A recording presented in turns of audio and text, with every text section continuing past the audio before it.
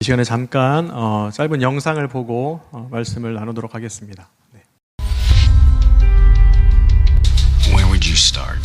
Unless you want to do 2 years of seminary, I'd say go straight for the jugular. The entire Christian faith hinges on the resurrection of Jesus. If it didn't happen, it's a house of cards. Right, so where are the facts, Dr. Habermas? The resurrection narrative is more legend than it is history. Really? Not according to historical records. Did you know that we have a report of the resurrection with specific eyewitnesses that dates all the way back to within months of the resurrection itself? But they were already followers of Jesus. Well, not all of them. Think of Saul of Tarsus. He originally was a persecutor of Christians. He hunted them down and killed them. Yet he died the Apostle Paul, proclaiming that Jesus was the Son of God. But let's not kid ourselves here. People die for lies all the time. 900 people died drinking poison Kool-Aid at Jonestown. True, and there are other examples like that throughout history, but here's the difference. People don't willingly drink poison for something that they know is a lie. Fair point. If the early church martyrs knew that the resurrection was a hoax, then why would they willingly die for it? Would you? I have one of the fragments in my collection. It's quite a treasure, isn't it? After the New Testament and the Iliad, the runners-up don't even come close. We only have 100 copies of Sophocles, 7 copies of Plato's Tetralogies, and only 5 copies of anything by Aristotle. In fact, if you laid the surviving copies of Aristotle, one on top of the other, they would make barely 4 feet. You do the same with surviving copies of the New Testament, the stack would be a mile high. Nothing else in history even comes close. How is that for reliable? And no one's ever proven if the shroud is the actual burial cloth of the Christ. But whenever someone looks in those eyes for the first time, the Galilean who hung on the cross 2 millennia ago suddenly becomes a real person. But why would he do it? Why allow himself to be killed? If he really is the Son of God, why not use his power to defend himself? The answer to that is what got me out of the dirt and into the church. It's really very simple. Love.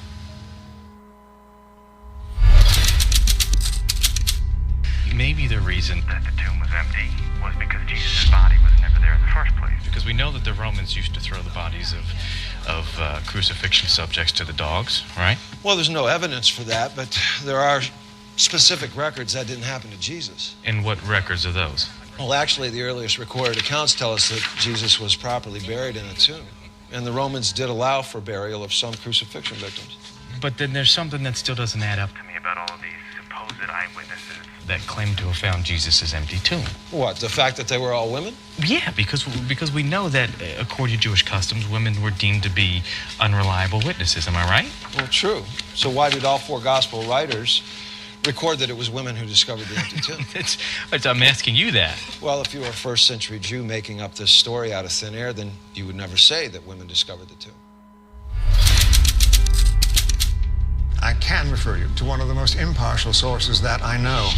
Would you trust the Journal of the American Medical Association?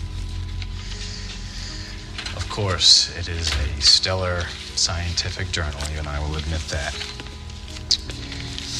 On the physical death of Jesus, clearly the weight of the medical and historical evidence indicates that Jesus was dead before the wound to his side was inflicted. Accordingly, interpretations based on the assumption that Jesus did not die on the cross appear to be at odds with modern medical knowledge.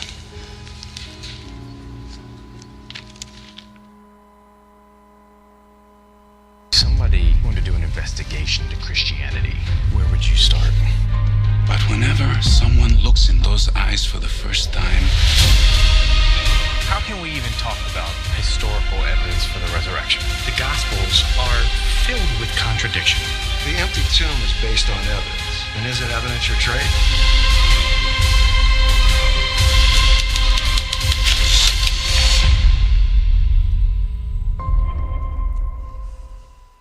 네, 마지막에 제가 딱 등장하니까 이상한데요. 자, 오늘 보신 잠깐 짧게 보신 영화는 예수는 역사다라고 하는 제목으로 2017년도에 개봉한 영화입니다. 오늘 이 영화가 만들어지기 전까지 책으로 쓰였던 것이 이렇게 영화화돼서 만들어진 것인데요. 이 책의 저자였던 아까 이제 기자로 나왔던 실존 인물입니다. 실제 상황을 영화로 한 건데 리 스트로벨이라고 하는 사람이 예일 대학교 출신의 탁월한 언론인이었습니다. 시카고 트리뷴이라고 하는 데서 신문사에서 촉망받는 정말 능력 있는 그런 기자였던 사람이 우연한 계기로 누군가를 만나게 되고 그 다음에 그 일로 인해서 예수님을 이렇게 이야기되면서 이 사람의 표현에 의하면 아내가 거기에 빠져요. 기독교에 빠지고 그래서 너무 가정이 이제 파괴가 된 듯한 느낌. 자신만을 사랑하던 사람이 자꾸 교회에 가고 그런 상황에서 어떻게 했냐면 내가 역사적인 예수가 없다라건 이게 허구라는 사실을 내가 밝혀내겠다. 기자는 팩트, 사실만을 믿는 사람이기 때문에 내가 이것을 증명해내겠다라고 해서 조사를 합니다. 그래서 여러 사건들 다 조사하고 유명한 사람들, 신학자들 다 만나는 거예요. 만남의 결과가 뭐였습니까? 사실이다 라는 것이고 그렇다면 왜 이렇게 했느냐라는 거예요. 왜 능력 있는 신이 왜 이렇게 인간의 모습으로 와서 이렇게 십자가를 질 수밖에 없냐, 왜 그러냐라고 했을 때 그 신부님의 말이 딱 떠오르죠. 러브입니다. 사랑입니다. 네, 그래서 이 사람이 어떻게 해요? 예수님을 믿게 되고 나중에 교회, 윌로우크릭 교회에 이렇게 출석하게 됩니다. 구도자 예배에 출석하게 되면서 신앙에 성숙하고 나중에 목회자가 돼서 윌로우크릭 교회 구도자 설교하는 예배 인도자가 되죠. 설교 목사가 되고요. 그리고 나중에 새들백 교회에 옮겨서 거기서 이렇게 자신과 같은 사람들에 향해서 설교하는 목회자가 되었습니다. 간단한 거예요. 딱 두 가지 이유였습니다. 하나는 이 모든 게 다 사실이다. 그리고 또 하나는 왜 그렇게 했는가 하라고 하면 사랑이었다. 이것이 바로 그 사람을 변하게 했던 내용입니다. 사실 이 영화나 이런 오늘 설교의 내용은요, 우리 청소년부 아이들과 우리 겨울 수련회 때 나눴던 겁니다. 2박 3일 동안 했던 것을 오늘 시간에 딱 해야 되는데요. 걱정이 되긴 합니다. 길어서. 근데 우리가 하나님께서 이렇게 이 말씀을 통해서 우리에게 주신 은혜가 무엇인지를 한번 생각해보는 시간이 되었으면 좋겠습니다. 여러분들 문학에는 4대 장르가 있습니다. 네. 첫 번째가 뭐냐면 시입니다. 시. 우리 교회에도 시를 쓰시는 권사님들이 계세요. 시 있고 두 번째가 소설입니다. 세 번째가 수필이고요. 네 번째가 희극입니다. 그런데 오늘 말씀드리고 싶은 것은 희극이라고 하는 장르에서 희극을 구성하는 것 중에 하나가 뭐가 있냐면 서사라고 하는 게 있습니다. 서사는요, 쉽게 말하면 이런 거예요. 어떤 사건이나 이런 일들이 시간의 흐름에 따라서 진행되어진 연속성입니다. 그러니까 사건의 흐름들, 이렇게 연속하는 사건들, 이것을 서사라고 얘기를 합니다. 그런데 또 서사 안에는 서사를 이루고 있는 4가지 중요 요소가 있습니다. 네, 졸린데 자꾸 뭔가를 얘기하고 있어요. 잘 보세요. 서사 안에는 첫 번째, 4개 중에서 첫 번째는 뭐냐면 사건이 나옵니다. 사건. 이 사건 하나하나를 플롯이라고 하는데요. 이 사건, 어떤 사건이 벌어졌다. 사건이. 그래서 영화에도 보면 누군가를 만나는 사건, 누군가를 만나는 사건들, 사건이 연결되잖아요. 이런 거 하나. 두 번째는 등장인물이 나옵니다. 네. 등장인물들이 대사도 하고요. 여러 가지 갈등 관계도 있고 이러면서 그것을 스토리를 전달해주고 있죠. 등장인물. 세 번째가 뭐가 나오냐면 배경이 나옵니다. 배경 안에는 2가지가 있는데 하나는 공간적인 배경, 그리고 시간적인 배경입니다. 지금 예배를 드리고 있어요. 그렇죠? 근데 여기에 배경은 공간적인 것은 이 무국교회 지금 본당에서 드리고 있는 공간이 있고요. 시간은 지금 2시 16분을 지나고 있습니다. 이 배경이 있어요. 자, 그렇다면 4번째가 있습니다. 그게 뭐냐면 바로 내레이터라고 하는 해설자가 등장합니다. 조금 전에 봤던 영화에서는 리 스토벨이라고 하는 이 사람이 1인칭 관점에서 본인이 막 해설을 해주고 있어요. 이 이야기는 이러이런 사건을 통해서 어려움을 겪게 되고 이것을 해결하려고 하는 이런 문제들이 있었고 쭉 펼쳐가는 거예요. 그리고 나서 나중에 결론을 본인이 내리잖아요. 그러니까 이렇게 해설하는 사람들이 나옵니다. 자, 그런 의미에서 영화의 막 구성들을 생각을 해보세요. 어떤 사건이 있었고, 물론 영화를 다 보진 않았습니다. 저게 거의 한 2시간짜리 영화인가요? 그래요. 그래서 보기를 원하시는 분들은 네, 얼마든지 볼 수가 있습니다. 네, 못하시면 저한테 오시면 제가 이렇게 드리도록 하겠습니다. 자, 그런데 중요한 것은 뭐냐면 사건과 사건들, 그리고 등장인물, 그리고 배경이 나오는데 그보다 가장 중요한 게 뭐였냐면 바로 해설자의 역할이라는 거예요. 자, 왜 이 말씀을 드리냐면 오늘 본문 읽었던 요한복음 1장 1절에서 18절까지의 내용을 보면 똑같이 이러한 서사의 4가지 구성 요소로 바라볼 수 있습니다. 자, 첫 번째가 뭐냐면 등장인물입니다. 등장인물은 누구였습니까? 우리 1장 1절부터 18절까지 나오는 이 내용의 등장인물은 누가 나오냐면 세례 요한이라고 하는 사람이 등장합니다. 그리고 세례 요한 말고 그 세례 요한이 외치는 것을 듣는 사람들이 있겠죠. 그러나 여기에는 이름이 거론되어 있지는 않아요. 어찌됐건 주인공은 세례 요한이었어요. 그리고 두 번째 배경은 사건은 먼저 뭐였습니까? 사건은 빛에 대하여 증언하는 사건이었고요. 그 다음에 등장인물이 바로 세례 요한이었습니다. 세 번째 배경은 무엇이냐면 공간적인 배경을 정확히 알 수 없어요. 이게 어디에서 하고 있다라고 하는 말이 없기 때문에. 그러나 시간적인 배경은 예수님 당시였다라는 거죠. 정확한 날짜는 알 수 없지만 이런 배경을 갖고 있어요. 그런데 중요한 사실이 있습니다. 네 번째, 해설자가 나오는데 해설자 역할이 너무 중요하다는 데 있어요. 자, 해설자가 누구입니까? 이 요한복음 1장 1절부터 18절까지를 해설하고 있는 사람이 누구예요? 바로 사도 요한입니다. 요한복음을 기록한 사도 요한. 자, 사도 요한이 어떤 해설을 하는지 보겠습니다. 첫 번째, 말씀이 태초부터 하나님과 계셨고 그로 말미암아 만물이 지어졌으며 생명의 빛으로 오셨으나 어둠이 깨닫지 못했다 라고 1절부터 5절까지 해설을 해주고 있어요. 그렇죠. 자, 두 번째, 하나님으로부터 보내심을 받은 요한은, 여기에서 요한은 세례 요한이죠. 세례 요한은 빛에 대한 증언을 통해 모든 사람이 빛에 대해 믿도록 하였지만 그 자신이 그 빛은 아닙니다 라고 해설을 했어요. 이게 6절에서 8절까지예요. 자, 그 다음에 세 번째, 세상을 비추는 참 빛을 통해 세상이 지어졌지만 자기 땅에서 백성이 영접하지 않았으나 영접하는 자, 그 이름을 믿는 모든 자에게는 하나님의 자녀가 되는 권세를 주셨습니다. 9에서 12절까지 해설을 했어요. 자, 그 다음에 네 번째, 그들은 하나님께로부터 난 자들이고 성육신하신 예수님의 영광을 보니 아버지의 독생자의 영광이여 은혜와 진리가 충만했습니다. 13절, 14절을 이렇게 해설해 줬어요. 그리고 다섯 번째, 요한이 내 뒤에 오시는 이가 나보다 앞섰다라고 말했던 그분이 바로 예수님입니다. 그리고 은혜와 진리는 예수 그리스도로 말미암아 온 것입니다 라고 15절부터 17절에 또 해설을 해줬어요. 마지막으로 여섯 번째, 예수 그리스도를 통해서 우리는 하나님을 보게 되었습니다 라고 18절을 해설했습니다. 자, 그러면 이 모습을 볼 때 오늘 본문 말씀 요한복음 1장 1절에서 18절까지의 역할 중에서 누가 제일 중요할까요? 네? 등장인물이 중요한가요? 사건이 중요했나요? 아니면 배경, 공간, 시간적인 배경이 중요했나요? 무엇이 중요했습니까? 바로 네 번째였던 내러티브.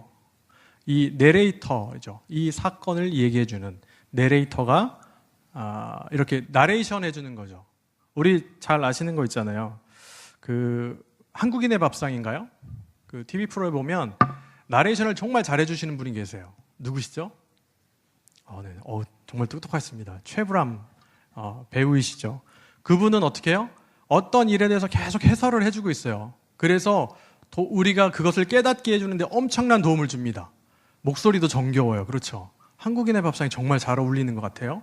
네, 이런 모습처럼 해설을 계속 해주고 있어요. 그러니까 다시 말하면 뭐냐면 이 내레이터의 역할이 왜 중요하냐라고 하면 모든 이야기를 이끌어가는 것이 바로 해설자이기 때문이에요. 내레이터이기 때문입니다. 자, 그런 의미에서 오늘 본문 말씀을 통해서 하나님의 뜻이 무엇인가, 또 우리가 어떻게 살아가야 되는지를 한번 생각해 보았으면 좋겠습니다. 자, 첫 번째는 무엇이냐면 우리 내레이터의 사명이라고 제가 제목을 정했는데, 내레이터는요 하나님의 뜻으로 거듭난 자들이다 라는 사실입니다. 우리 13절 말씀 보면 이렇게 말씀하죠. 이는 혈통으로나 육정으로나 사람의 뜻으로 나지 아니하고 오직 하나님께로부터 난 자들이니라. 네, 사람에게는 누구나 태어남이 있고 누구나 죽음이 있습니다. 죽음. 네, 제 아무리 과학이 의학이 발달했다 해도 영원히 살 수 있는 사람은 아무도 없어요. 이와 마찬가지로 사람이 태어남에 있어서 또 스스로 내가 이렇게 태어나고 싶다고 해서 태어난 분은 없습니다. 나는 이런 가문에 태어나야지, 내 외모는 이렇게 돼야지, 내 키는 어떻고, 내 머리색은 어떻고, 내 눈은 이렇게 되고, 내 뭐 이렇게 태어나야지, 이렇게 하고 혹시 태어나신 분 계신가요? 나는 계획대로 다 그렇게 태어났다. 없으시잖아요. 그렇죠? 사람이 태어나 보니까 이렇게 생긴 거예요. 그렇죠?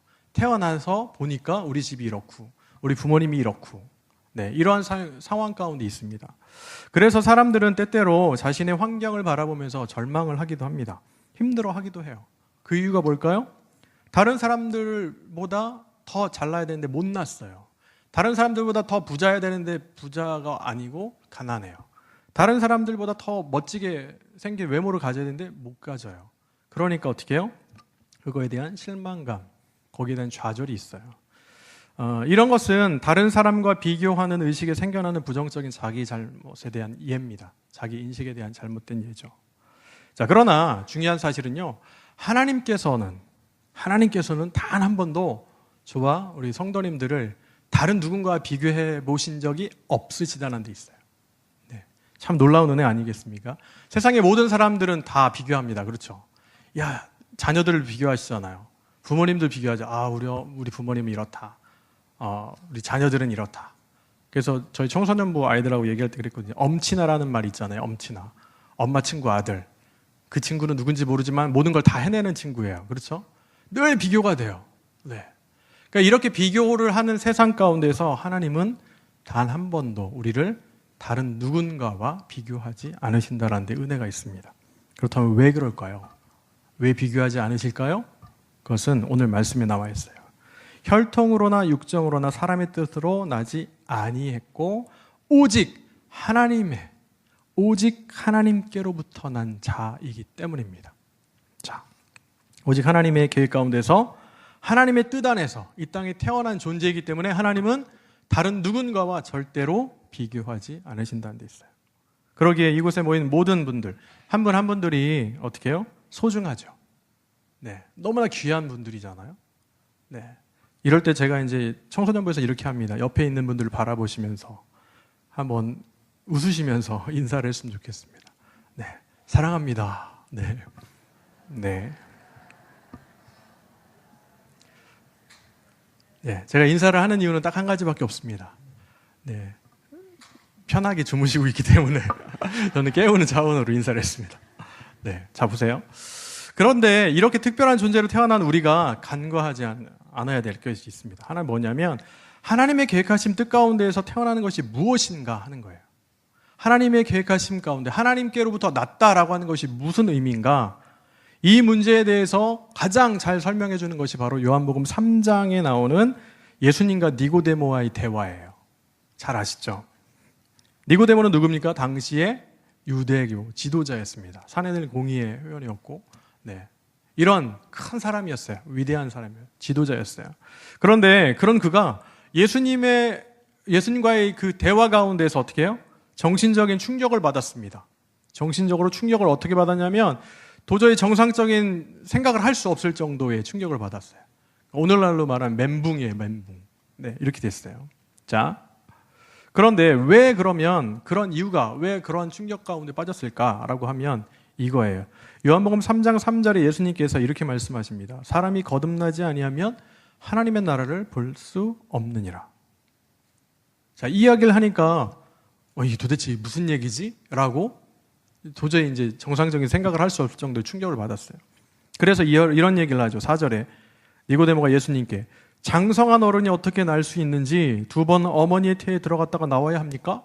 이렇게 묻는 거예요. 여러분들 잘 생각해 보세요. 거듭나야 된다라고 하니까 여러분들 어떻게 생각하십니까? 그럼 이거 어머니 태 속에 들어갔다 나와야 되는 거야? 이렇게 생각하시는 분 계세요? 없잖아요. 그런데 니고데모는 그랬다라는 거예요. 자, 니고데모는 유대교의 지도자였습니다. 그럼에도 예수님께 사시는 거듭남에 대해 전혀 알 수가 없었어요.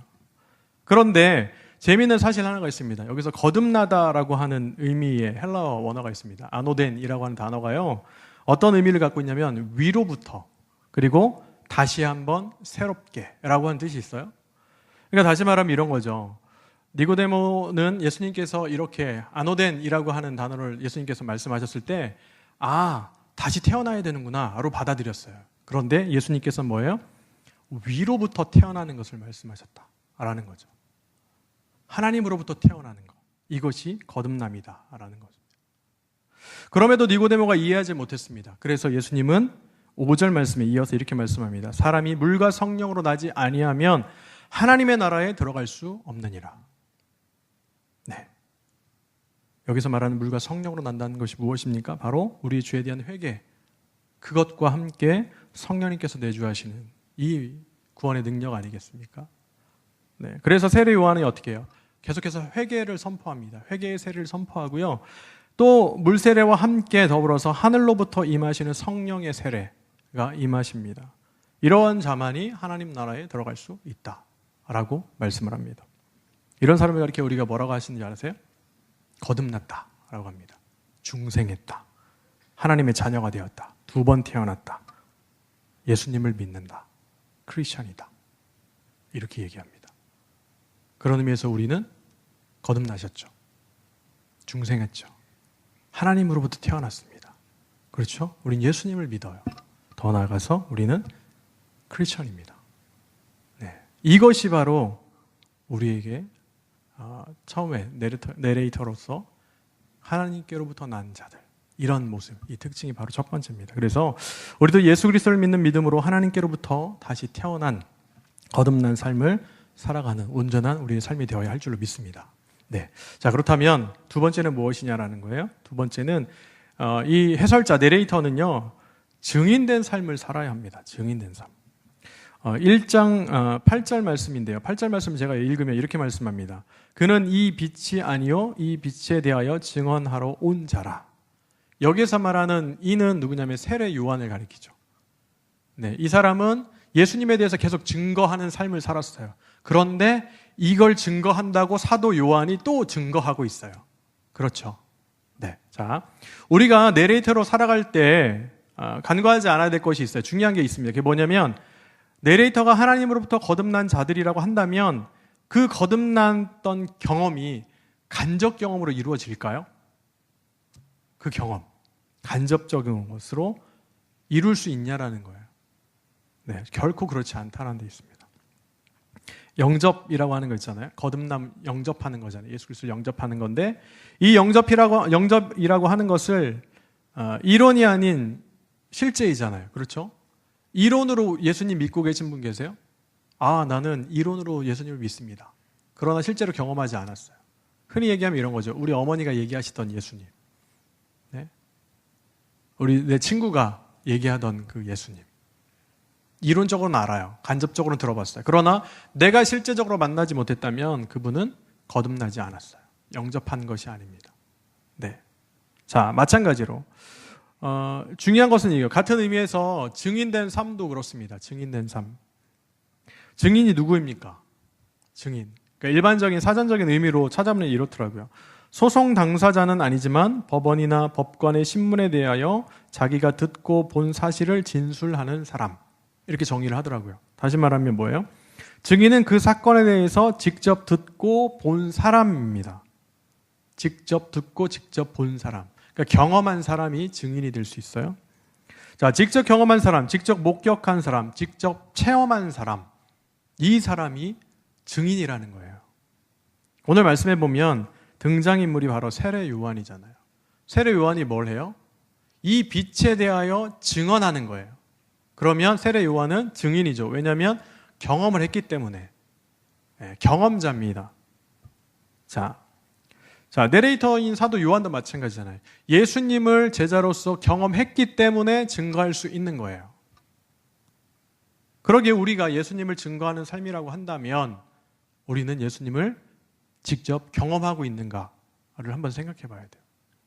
전도하시잖아요. 그렇죠? 전도가 제일 어렵다고 하는데 전도하시죠.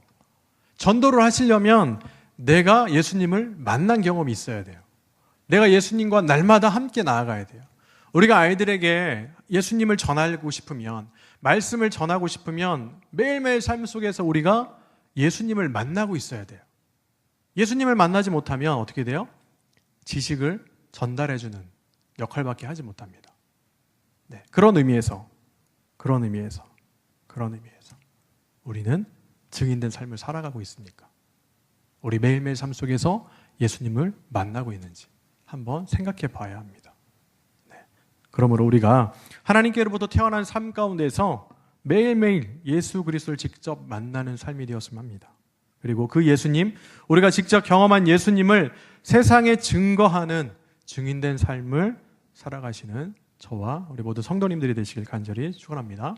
네, 자 마지막입니다. 세 번째인데요.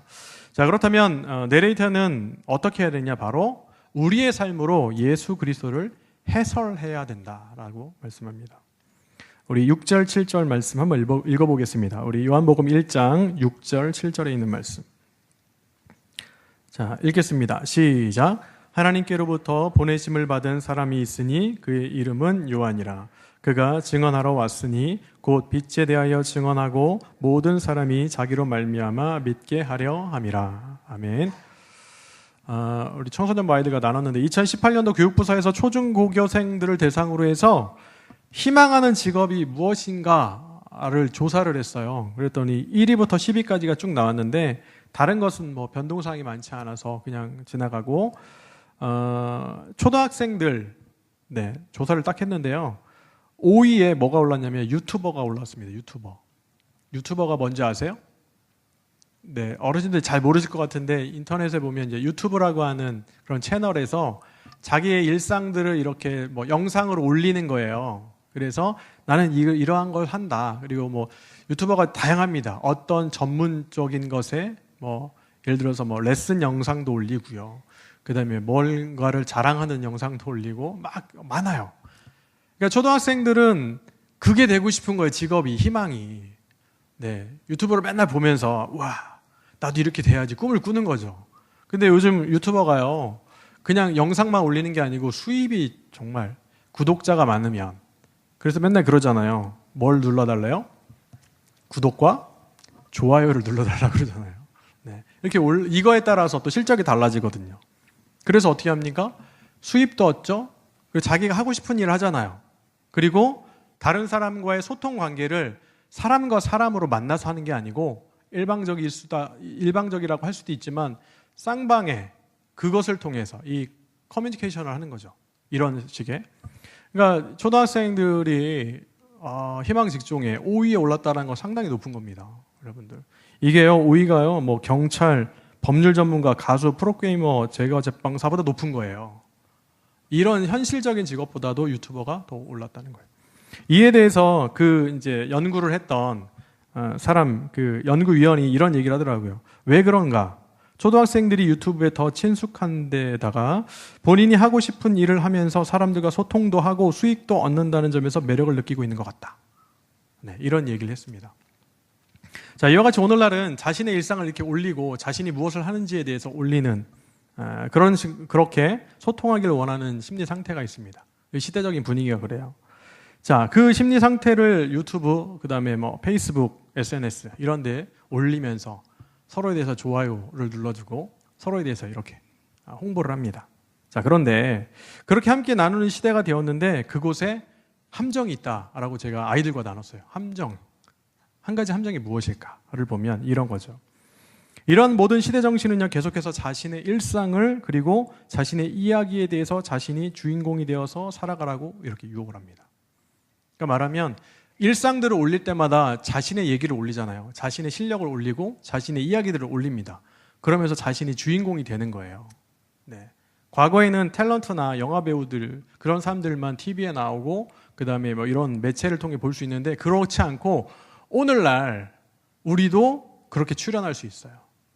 네, 이건 다른 얘기지만 네, 우리 무교회에도 유튜브가 있어요. 채널이 있습니다. 검색을 해보세요. 그러면 유튜브에 나옵니다. 네, 목사님 설교도 올라오고요. 네, 저희 찬양한 것도 막 올라와요. 네, 저희는 글로벌한 교회입니다. 네, 전 세계에 이게 전파가 타고 있어요. 여러분들. 네, 보세요. 그것과 개인적인 것들을 제가 말씀을 드리고 싶은데 왜 그러냐면 어떤 분야이든지 어떤 상태이든 간에 자신이 주인공이 되어서 자신의 이야기를 펼쳐가라고 이렇게 유혹하고 있는데 그거에 대한 문제점이 있어요. 누구에게나 자신이 한 일 인정받고 싶죠. 그렇죠. 그리고 자신이 한 것에 대해 칭찬을 받고 싶어 합니다. 맞습니다. 그렇다고 한다면 이 모습은 왜 문제가 될까? 그것은 바로 모든 것의 주인공이 내가 되기 때문이에요. 네. 단점이 그거예요. 자, 내가 하고 싶은 것들을 내 마음대로 전해야 하는 거예요. 그렇게 전개해 나아가면서 내가 주인공인 삶을 살아가고 싶어 해요. 내가 주인된 삶을 살기 때문에 이것이 함정입니다. 창세기 3장에 나오는 뱀이 하와를 유혹하는 장면이 나옵니다. 여러분들 아시겠지만 뱀이 나올 때 뱀은 어떤 영물이냐면 지혜롭다고 그래서 지혜로워요. 네? 그러니까 물론 간교하다라고 표현을 하잖아요. 간교하다. 네. 네, 아름이라고 하는 간교라는 단어를 썼지만 뱀은요 원래 상태가 뭐냐면 가장 지혜로운 호크마의 상태였어요. 하나님께서 지으신 그런 짐승 중에 정말 똑똑했던 지혜로웠던 존재였어요. 그런데 그 뱀이 타락을 했어요. 타락을 하면 어떻게 된 줄 아세요? 간교하게 됩니다. 아름이에요. 호크마, 그러니까 지혜가 타락하는 것이 간교라는 거예요. 자, 이런 모습처럼 어떻게 해요? 뱀이 이렇게 유혹을 합니다. 우리에게도. 너희가 그것을 먹는 날에 너희 눈이 밝아져 하나님과 같이 되어 선악을 알 줄 하나님이 아십니다. 무슨 의미입니까? 이것은 내가 스스로 하나님과 같이 되어서 스스로 선악을 구별하는 거예요. 그리고 스스로 인생의 길을 걸어가며 스스로 주인이 되어서 스스로 살아가게 된다는 것을 의미합니다. 저희는 불순종의 죄라고 얘기를 하죠. 그런데 중요한 것은 하나님의 자리에 오르고자 하는 거예요. 그러기에 인생 가운데 주인공은 내가 아니라 누가 되셔야 돼요? 하나님이 되셔야 돼요. 유튜브를 올리시더라도 하나님을 찬양하는 유튜브를 올리셔야 돼요. 페이스북에서 더 자랑을 하려면 내가 이러한 사역 가운데 하나님께서 이렇게 하셨다라는 것을 올리셔야 돼요. 왜요? 우리의 인생을 통해서 해설해야 될 분은 누굽니까? 바로 예수님이시기 때문이에요. 하나님을 해설해야 돼요. 자꾸 내 것을 드러내시면 안 돼요. 내가 이러한 일을 했다. 내가 이렇게 했다. 나 위대하지? 구독과 좋아요를 눌러주세요. 이렇게 가시면 안 돼요.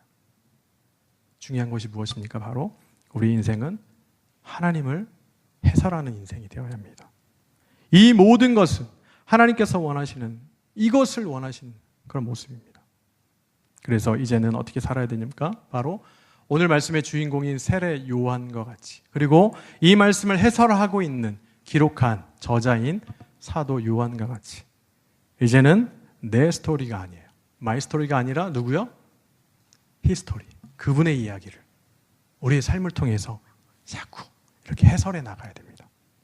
그렇게 할 때 하나님께서는 우리의 삶을 통해서 영광 받으시는 삶을 우리가 그렇게 살아갈 수 있습니다. 이제 말씀을 마치려고 합니다. 나레이터, 내레이터, 해설자. 우리의 삶을 통해서 어떤 것을 해설하고 싶으십니까? 딱 한 가지인 것 같아요. 그것은 바로 역사하신 태초부터 함께 하셨던 그 예수 그리스도. 우리 아까 영상에서 봤던 그 사람이 그렇게 허구를 찾고 싶어서 했던 것 안에서 팩트였고 사랑이셨던 그 예수님. 그 예수님을 찾으시고 또 그 예수님을 우리 삶에서 이렇게 드러내고 증거하고 해설해서 이제는 하나님의 역사를 우리 삶으로 해설해 나가는 우리가 하나님을 우리 삶을 통해서 이렇게 해설해 나가는 그러한 삶을 살았으면 좋겠습니다.